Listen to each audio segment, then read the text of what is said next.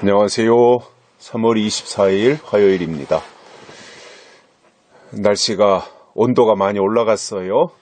따뜻한 봄날이 되니까 움츠렸던 몸과 마음이 좀 풀어지는 것 같아서 좋고요. 활동하는데도 훨씬 수월해졌습니다.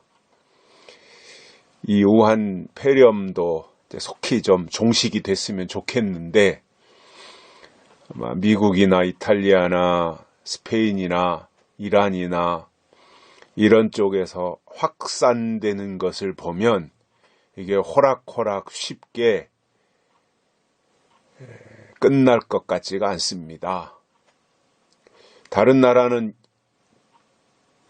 엄청나게 지금 숫자가 늘어나고 있는데 우리나라는 줄고 있어요. 진짜 줄어서 줄는 건지 아니면 여기에 무슨 의도가 있어서 줄이는 것인지 그건 모르겠습니다만은 아마 다른 나라와 비교할 때 아주 특이한 현상이다. 그렇다고 해서 우리나라의 어떤 진단기가 우수하거나 또는 대처를 잘했다고 볼 수도 없는데 이제 엊그저께부터 외국에서 들어오는 사람들을 다 검역을 실시했잖아요. 어제부터인가요?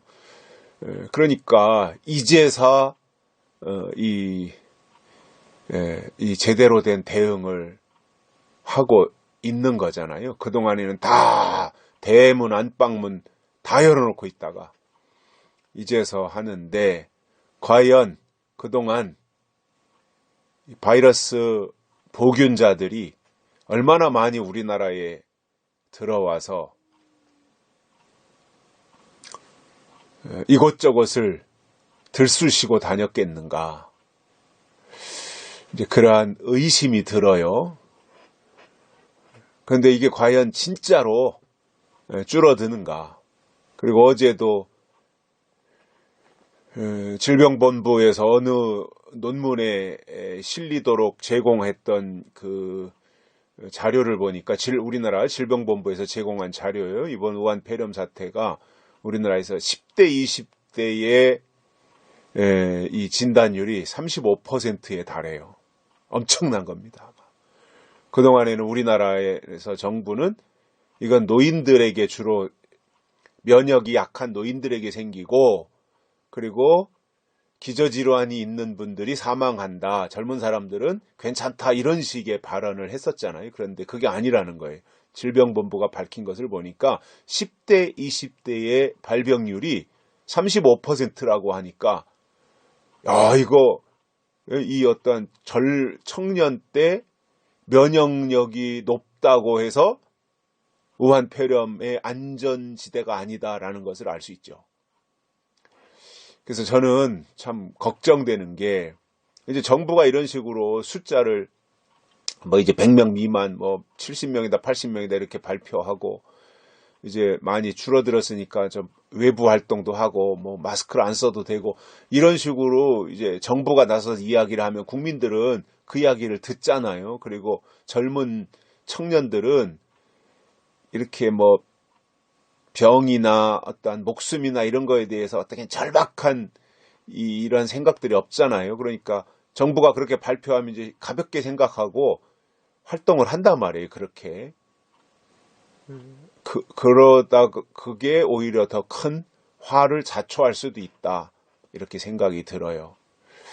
그래서 저는 그런 생각을 합니다. 정부가 그렇게 이야기를 해도 각자가 더 철저하게 주의를 하자. 조심을 하자. 사람 많이 모이는데 되도록이면 가지 말아야 되고 철저하게 자기 위생관리 또 이 안전관리, 건강관리 스스로 알아서 해야 된다라는 생각이고요. 저는 이 현재 정부, 이 주사파 정부라고 흔히들 말하잖아요. 주사파 출신들이 장악하고 있으니까 다수가. 그러다 보니 이 주사파 출신들은요. 수단 방법 안 가리는 사람들이거든요. 자기들의 목적 달성하는 게 중요하지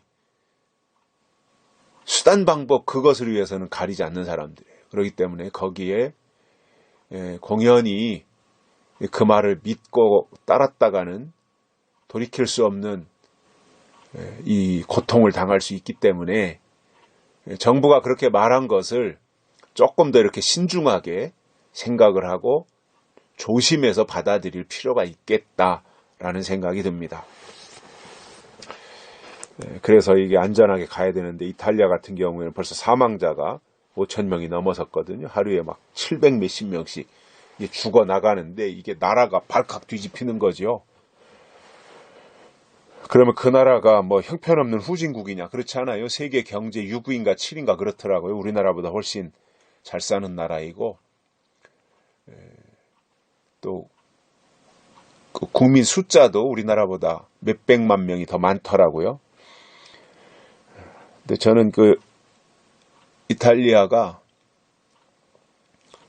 중국과의 어떤 가죽 제품 거래를 하면서 너무 밀접하게 중국과 관련을 맺고 있다가 치명타를 당한 것이 아닐까 이렇게 의심을 해봅니다. 아무튼 중국 사람 믿지 말라고 옛날부터 말을 했는데 이번에 절실하게 느끼고요.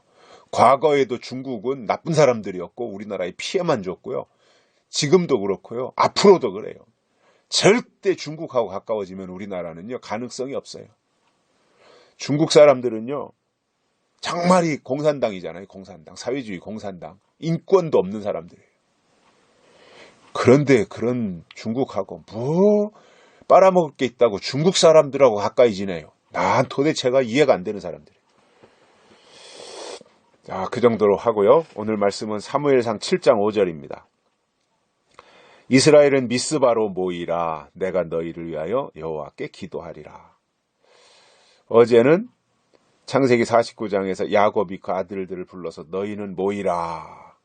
후일에 당할 일을 너희에게 이르리라. 어제는 후일에 당할 일을 일러주기 위해서 모이라 이렇게 말씀했다면 야곱이 오늘은 사무엘이 이스라엘 백성들을 향해서 미스바로 모이라. 왜냐하면 내가 너희를 위하여 여호와께 기도하리라. 자, 어제는 후일에 당할 일, 즉 예언의 말씀을 알려줄 것이니 모이라 이렇게 말씀했다면 오늘은 사무엘이 하나님께 기도하기 위해서 모이라 이렇게 말한 거예요. 그러면 이때 상황이 어떤 상황이었어요? 블레셋이 쳐들어왔어요. 그러면 적군이 블레셋이 쳐들어왔으면 맞짱 떠서 싸워야 되는데 그게 아니라 사무엘은 미스바로 모이라. 그리고 기도하자. 이렇게 선포하고는 금식하면서 회개하고 그들이 기도했던 겁니다.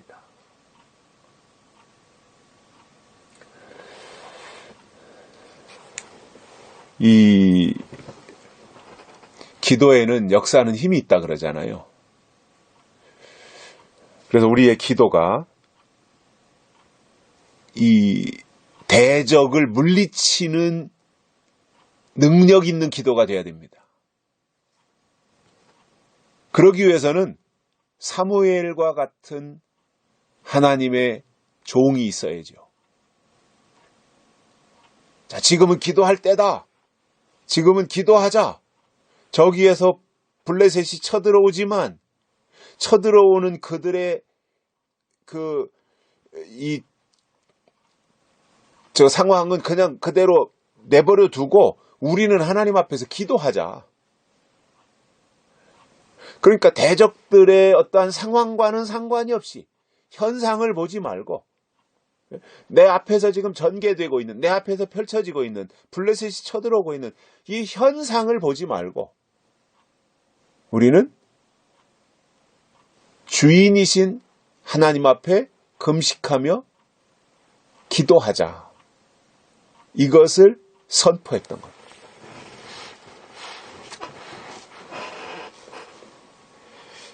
자, 그러니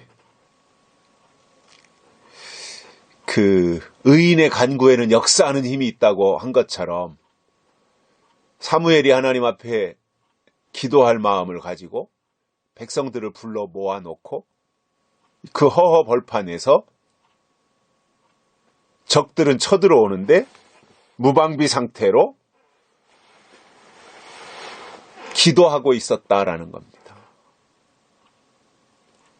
이게 믿음입니다. 적들이 쳐들어오는데 우왕좌왕하지 않고 안절부절하지 않고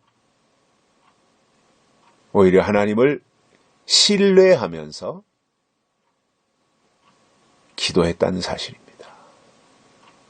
저는 앞으로 이것이 우리가 취해야 될 태도라고 봅니다. 앞으로 우리 앞에도요, 블레셋과 같은 대적이 우리의 진영을 향해서 쳐들어올 수 있어요. 이 블레셋이 누구예요? 이스라엘을 괴롭혔고 이스라엘을 대적했던 세력이에요. 그럼 앞으로 우리 앞에 나타날 블레셋이 누구예요? 음녀 거짓 선지자 적그리스도예요. 그들이 쳐들어올 때 이거는 대적자들이잖아요. 하나님을 대적하고 의인을 대적하는 게 이 블레셋 세력, 거짓 선지자, 음녀, 바벨론의 세력이고 적그리스도의 세력이단 말이에요.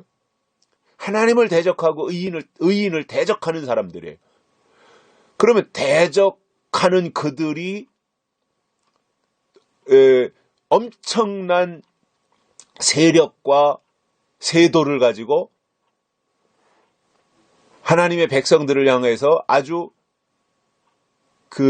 죽일 듯이, 아주 삼족을 멸할 듯이 이러한 기세로 접근해 올 때 다른 거 할 게 없는 거예요. 제대로 총칼 들고 싸울 겁니까? 예? 그들의 어떤 영적 권세라고 하는 것은요, 대단한 거거든요. 이 거짓 선지자, 음녀, 바벨론, 적그리스도가 가지고 있는 그들의 어떤 권세, 대단한 거거든요. 그때 해야 될 것은 하나님께 금식하며 기도하는 겁니다. 즉, 하나님의 방법을 기다리고 있는 거예요. 아니, 죽으면 죽으리라지요. 그 순간에서 어떡하겠습니까? 죽으면 죽으리라지요. 다만 하나님을 우러러보고 하나님을 바라보면서 오히려 금식하며 하나님께 도움을 구했던 겁니다.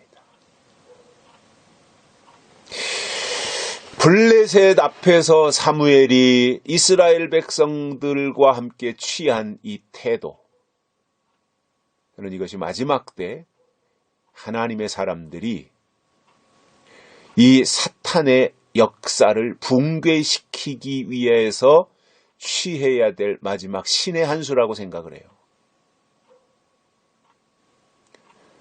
이거는 이 마지막 때 나타날 이 악한 세력들, 이건 사탄의 세력이기 때문에 귀신의 역사보다 마귀의 역사가 세고 마귀 역사보다 사탄의 역사가 훨씬 더 센 거 아닙니까?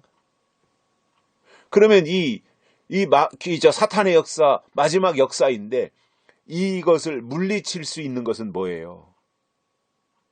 하나님의 방법을 취하는 것밖에 없어요. 어떻게 취해요? 기도하는 거죠. 그러면 하나님의 마음을 주시고 또 이 사탄의 세력을 물리칠 수 있는 영력과 영권을 하나님이 제공해 주셔서 이기게 하신다는 거예요. 내 힘으로 절대 사탄 봉쇄 못합니다. 하나님이 주시는 힘으로 사탄의 팔다리를 묶어 놓을 수가 있는 겁니다. 그리고 무적행에 던져 잠글 수가 있는 겁니다. 하나님이 우리에게 이 시대에 분명 사무엘과 같은 종을 예비해 놓고 계시다고 저는 확신하고 있습니다. 사무엘 같은 자가 있어야 블레셋을 물리치지 않아요.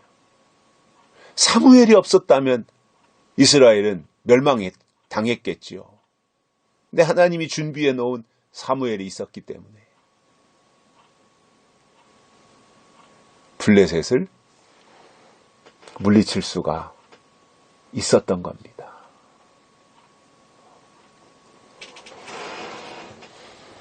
그래서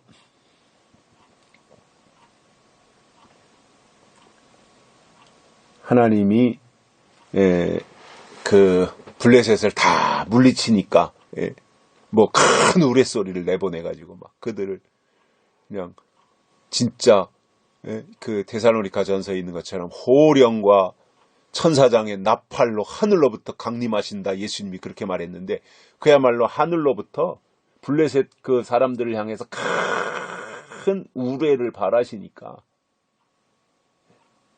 그들이 다 그냥 해산한 겁니다. 혼비백산한 거죠. 그러니까 그때서 이스라엘 백성들이 기도하다가 이제 쫓아간 거예요. 그냥 쫓아가니까 막 걸음아 날 살려라 하고 뺑소니 치는 거죠. 이 블레셋 군대가.